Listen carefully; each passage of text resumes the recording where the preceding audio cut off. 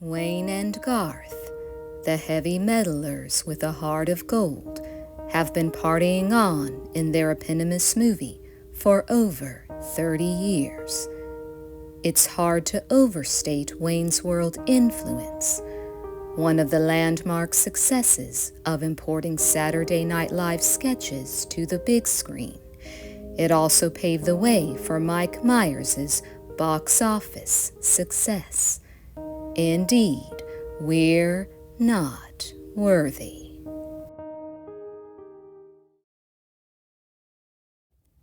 Mike Myers says he came up with Wayne's laid-back voice and stooped posture when he was still a preteen in Scarborough, Ontario, inspired by the long-haired, casually cool older kids he'd see at parties.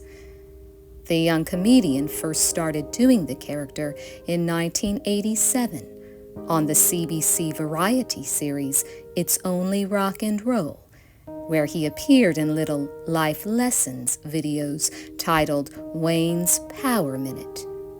When Myers joined the cast of Saturday Night Live as a featured player in January of 1989, he brought some of the material he developed in the Toronto comedy scene, including the affable metalhead that he'd been playing off and on for over a decade. Mike Myers wanted Wayne's World to be about a local cable access show because hosting one was a lifelong dream of his. In 1992, he explained that he never had one in real life because he couldn't get around to filling out the forms and stuff.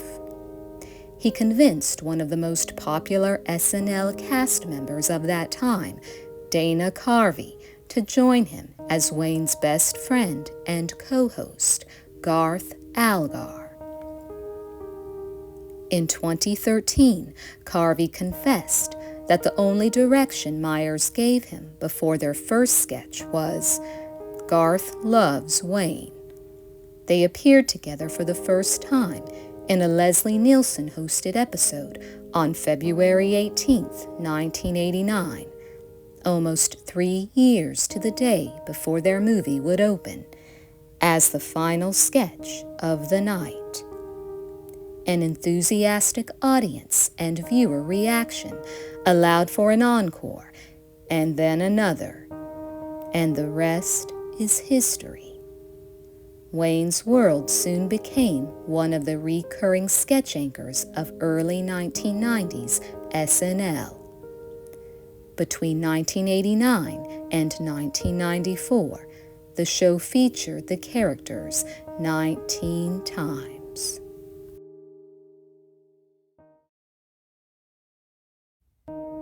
Technically, Wayne's World is considered the second feature film adapted from an SNL sketch.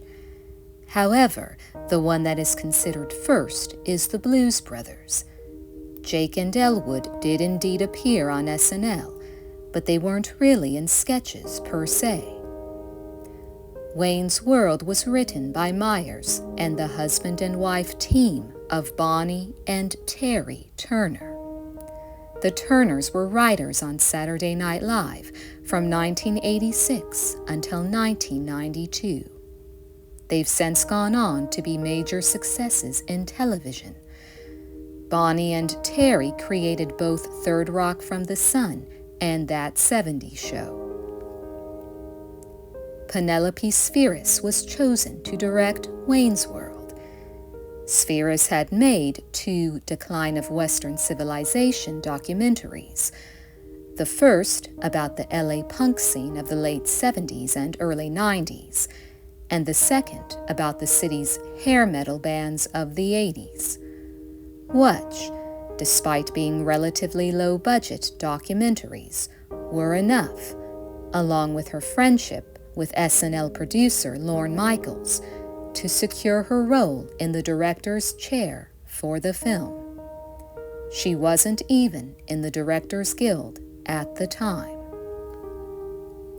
But when a star and director don't get along, it can be tough on a production. Myers clearly cared about his vision for the film, and Spheris has said that he was difficult to work with and got harder to work with as the shoot went on. The pair disagreed over the final cut of the film, and Myers refused to do the second film if Spheris was returning to direct. Spheris told EW she forgave him when he did Austin Powers, because when somebody has that much talent and can make that many people feel good, it's fine. She claims not to have watched Wayne's World since its premiere in 1992.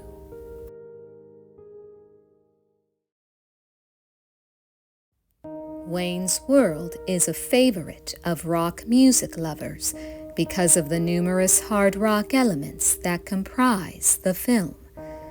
Mike Myers was adamant on using Bohemian Rhapsody by Queen in the now iconic car scene, regardless of the studio wanting a more contemporary choice, namely Guns N' Roses.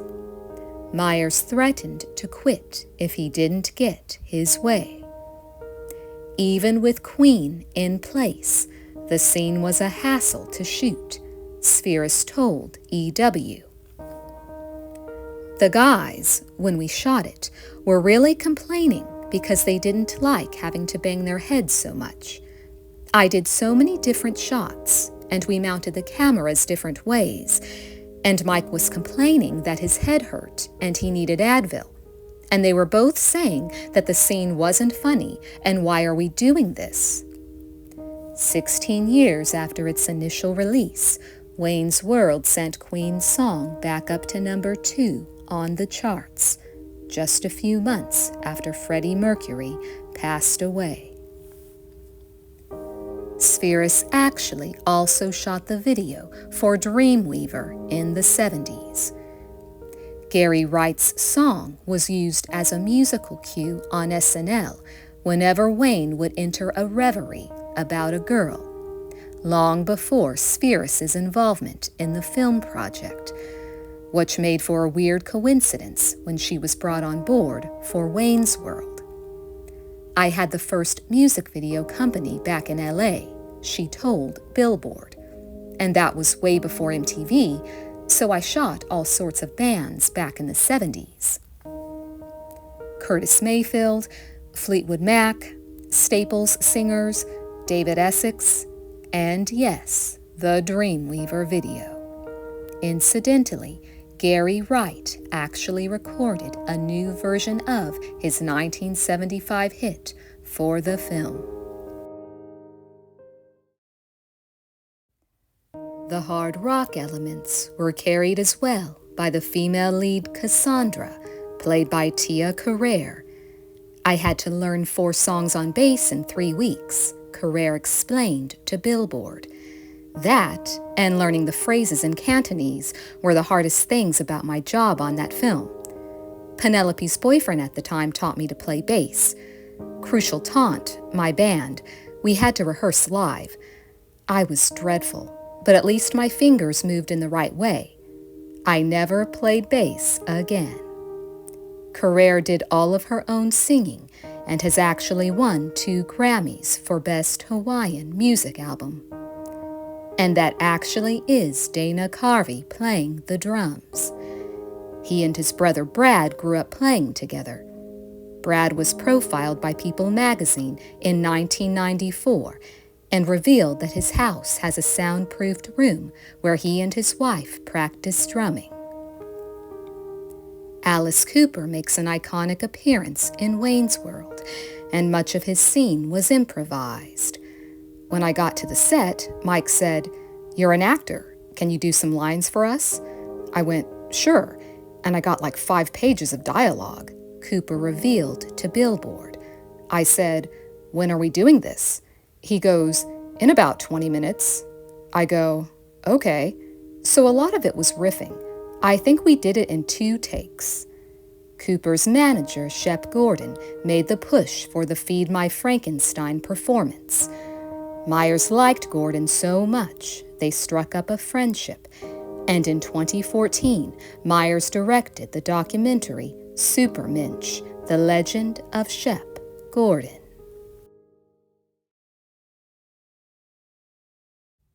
The film arguably rehabbed Rob Lowe's career. Lowe's career wasn't in a good place after his 1988 sex tape scandal. He will admit, and has admitted, that Wayne's World really taught him his comedy chops, Spheris told EW. He was kind of just the dreamboat romantic actor kind of guy before that. He said he learned a lot from Mike and Dana, and maybe a little from me, I don't know, but that's where he honed his comedy. Wayne's World was Chris Farley's big screen debut. He had just joined the cast of SNL 2 years prior, in 1990. He also appeared in the sequel, en route to his own stretch of mid-90s fame. Spheris would go on to direct Farley's showcase, Black Sheep. Robin Roseanne, who played a waitress at Stan Mikita's Donuts, was married to Myers from 1993 until 2006. He has rarely spoken of their split, and he remarried in 2011. And during filming, Mike Myers didn't know how to drive. We had to get him lessons, Spheris told Billboard. We didn't have much money, so he had to take Sears driving lessons. Filming on Wayne's World took just 34 days. Part of the rush was the necessity of having to get Myers and Dana Carvey back to New York to film Saturday Night Live. Mike Myers said filming was a blur because his father's health was dwindling at the same time.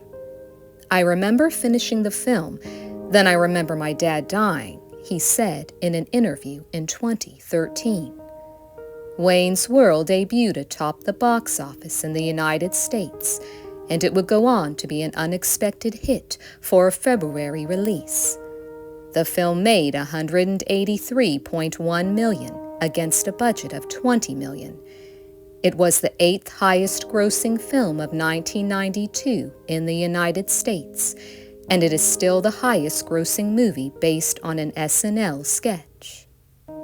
So, tell me, viewers, do you remember watching the Wayne's World franchise in theaters like I do? Was it your intro to Queen like it was for me and thousands of other exennials? Please sound off in the comments. Thanks for watching, and good night.